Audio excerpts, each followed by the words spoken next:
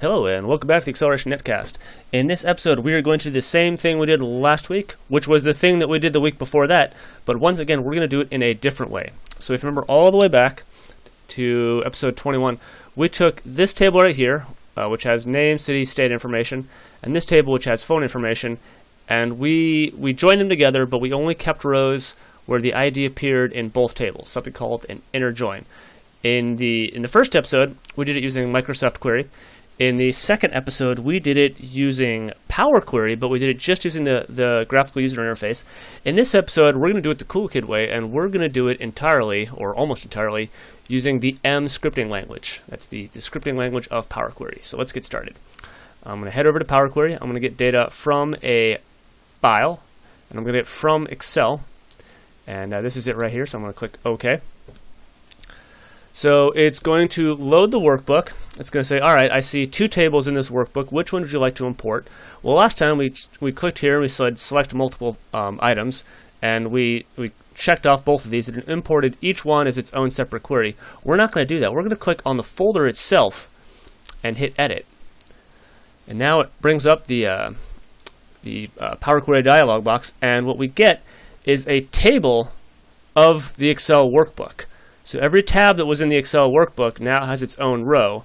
And in that row, you've got the name. And here in the data column, you've actually got all the information itself. This is the table in that sheet. Okay. So what we want to do, two things. First, we want to, just like last time, this table has a problem in that we need to promote the headers because it didn't automatically detect headers last time. We're going to do that.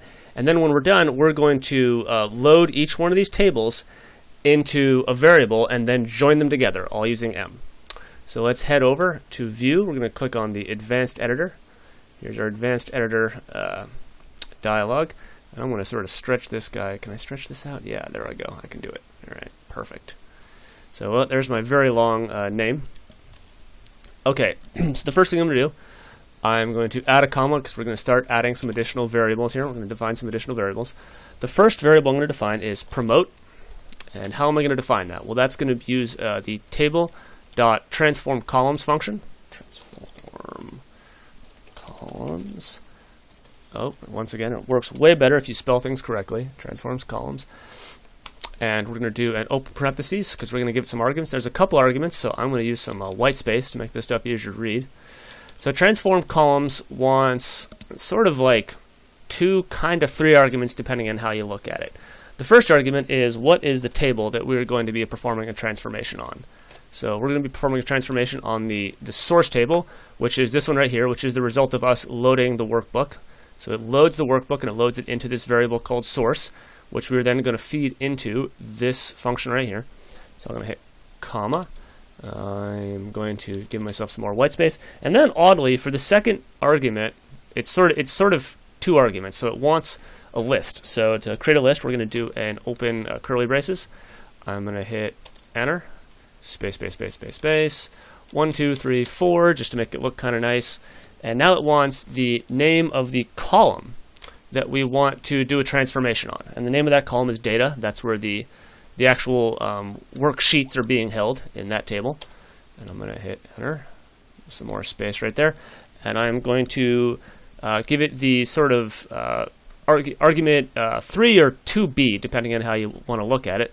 The last argument this thing wants is what transformation shall I be doing on this column? How am I going to change it? So what I'm going to do is I'm going to do each, and I'm going to do table dot promote headers. I'm going to open parentheses and underscore.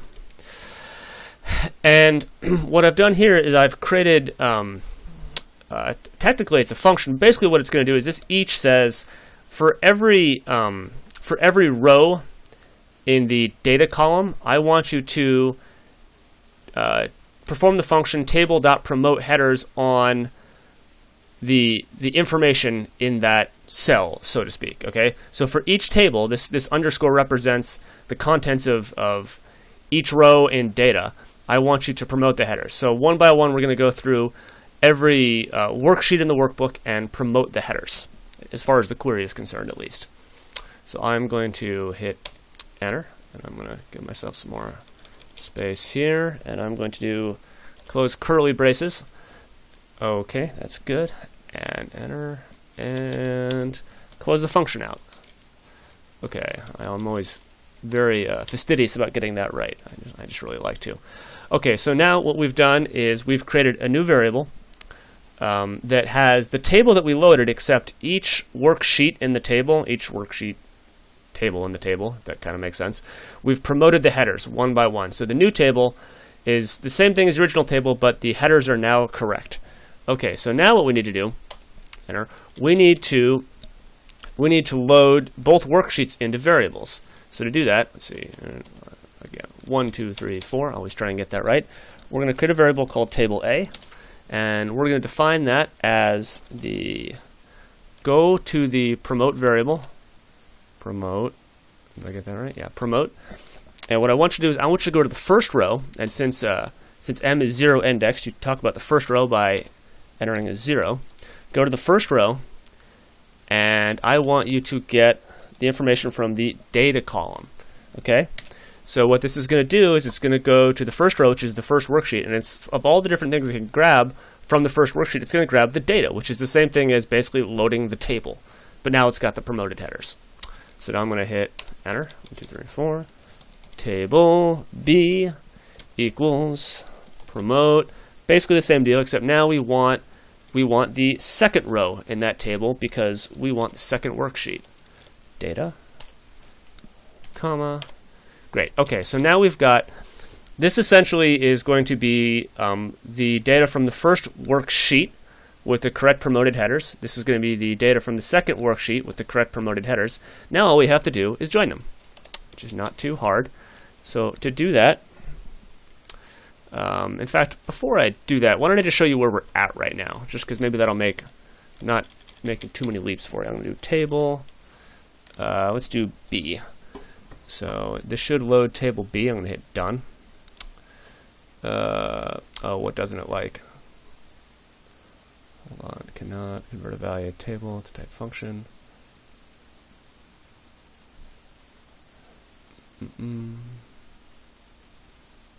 Oh, there we go. There's my problem. That should, hopefully it'll break it in a different way. No, there we go. That's exactly what I want.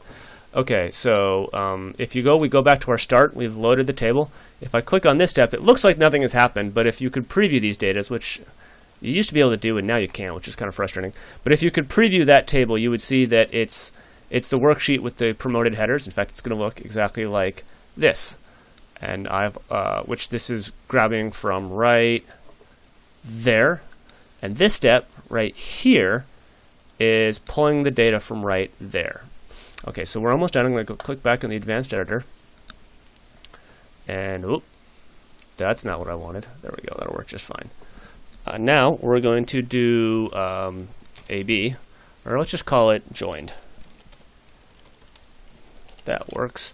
So for the joined, we're going to do the table.join function. Table.join takes a couple different arguments. I'm going to do it this way. First, we're going to start with table A, and I'm going to do, it wants a list, and in that list it wants the name of the column to join on for the first table, comma. All right. Table B and ID. Okay. Enter. And finally, I don't have the documentation in front of me. One of the joins is default, but I'm pretty sure it's not inner. I would guess it's left, but I'm not entirely sure. So we have to specify what kind of join we want. So we want join kind.inner. All right, so that all looks right. So I'm going to close this out, and we're going to change our in to joined. Let's see, oh, token comma expected. Where? Show error. Oh, there we go. Typos aplenty right here. Okay, so now we've got these two tables, and we're going to create a new variable called joined, and it's going to join them. It's going to take table A, and it's going to join on ID in table A. it's going to take table B, and it's going to join on ID in table B, and the join kind is going to be inner. And the result is going to be our what we pipe into our in, and so that's what we're going to end up with. So I'm going to go ahead and click Done. And there we go. Those are the results we want. Now I'm going to go to Home. If I want to at this point, I could perform any number of really fancy transformations and little functions and stuff that I've got using Power Query. But I'm just going to go ahead and load it. So I'm going to do close and load to. And I could load it to the data model, but I don't want to. I'm just going to load it to a table. I'm going to click OK. All right, there we go. And now I've got my fancy query, and rather than having 3 queries that essentially really just do one thing, I've sort of pushed all that into a single query. In fact, I'm going to go ahead and rename this because I don't like the name of this. I'm going to hit Edit.